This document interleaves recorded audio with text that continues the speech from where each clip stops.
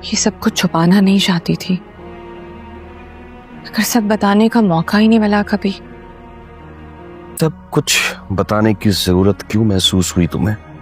कि दोस्त की शिकायत पुलिस ने दर्ज तो कर ही ली थी, तो फिर आज सावल की हकीकत ना भी बताती तो क्या फर्क पड़ जाता?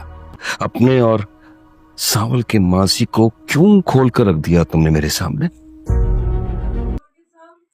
दोस्तों, उम्मीद करता हूँ आप सब खैरियत से होंगे। आज हम बात करने वाले हैं ड्रामा सानवल यार पिया की एक और जबरदस्त और दिल दहला देने वाली किस्त की। ये वो एपिसोड था जिसका इंतजार हमें कई हफ्तों से था, लेकिन यकीन मानिए दोस्तों, जो कुछ आज देखने को मिला उसने कहानी को बिल्कुल नई दिशा दे दी है। आज की किस्त में जहां इंसाफ की एक किरण नजर आई, वहीं कुछ ऐसे खतरनाक इशारे भी मिले जो आने वाले एपिसोड्स को और ज्यादा सनसनीखेज बना देंगे। पिया का पावरफुल कदम, इंसाफ की शुरुआत। आज की केस की शुरुआत ही बहुत मजबूत और असरदार थी। पिया, जो अब तक सब कुछ सहती रही, आज आखिरकार उसने वो कदम उठा लिया जिसका डर सेठ दाऊद को सबसे ज्यादा था। पिया ने सेठ दाऊद उर्फ मूसा जुआरी के खिलाफा थाने में जाकर फिर दर्ज करवा दी। थाने का वो सीन जहां पिया मजबूती से खड़ी होकर बोलती है, बेटियों को जिंदा दफन करने का ये घिनौना कारोबार अब बंद होना चाहिए। दोस्तों, वो डायलॉग नहीं था, वो एक आवाज थी, हर उस लड़की की जो जुल्म का शिकार हुई।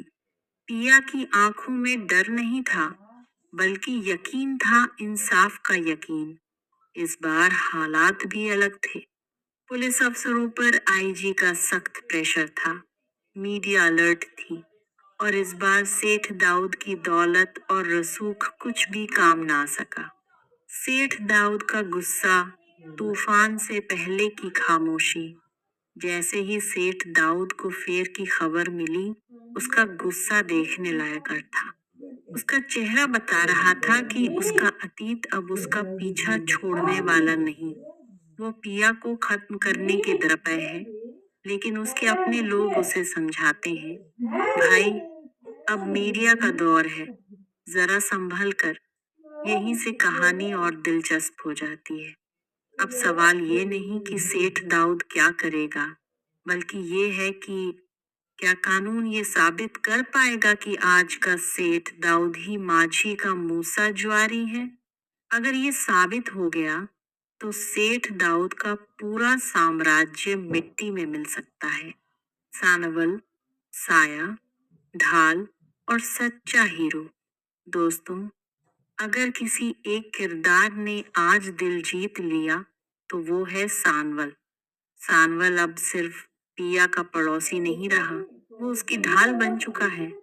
जेल में असलम साईं से उसकी मुलाकात वाला सीन बेहद जज्बाती था। सानवल की आंखों में बेबसी थी, लेकिन हिम्मत भी थी। और दूसरी तरफ पिया, जो दूर खड़ी होकर सब कुछ देख रही थी, बिना कुछ कहे बहुत कुछ समझ रही थी। यहीं से पिया को एहसास होने लगता है कि सानवल उसकी जिंदगी में कितना अहम है। सानवल का हर कदम सिर्फ वफा नहीं, बल्कि कुर्बानी की मिसाल बनता जा रहा है। आलिया का बड़ा एतराफ, रिश्तों की कसौटी। लेकिन दोस्तों, असली झटका तो किस्त के आखिर में लगा। आलिया, जो अब तक चुप थी, आखिरकार उसने शहरयार को सानवल के बारे में पूरा सच बता दिया। शहरयार का रिएक्शन बहुत ठंडा, बहुत तल्ख था। उसकी आंखों में गुस्सा कम और मायूसी ज्यादा थी। ऐसा लग रहा था जैसे भरोसे की दीवार में एक बड़ी दरार पड़ चुकी हो। अब सवाल ये है, आलिया ने सच बोलकर सही किया या अपने रिश्ते को खतरे में डाल दिया? सच अक्सर रिश्तों का इम्तिहान लेता है, और ये इम्तिहान आसान नहीं होता। कहानी अब कहाँ जा रही है?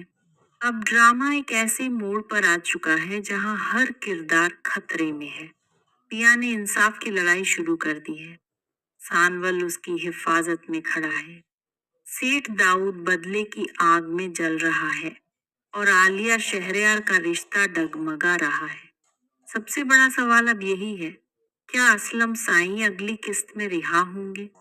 क्या सेठ दाऊद सानवल को निशाना बनाएगा?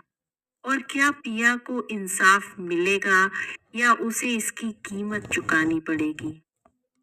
अगर आपको ये रिव्यू पसंद आया हो तो लाइक करें, चैनल को सब्सक्राइब करें और वीडियो को शेयर करना ना भूलें।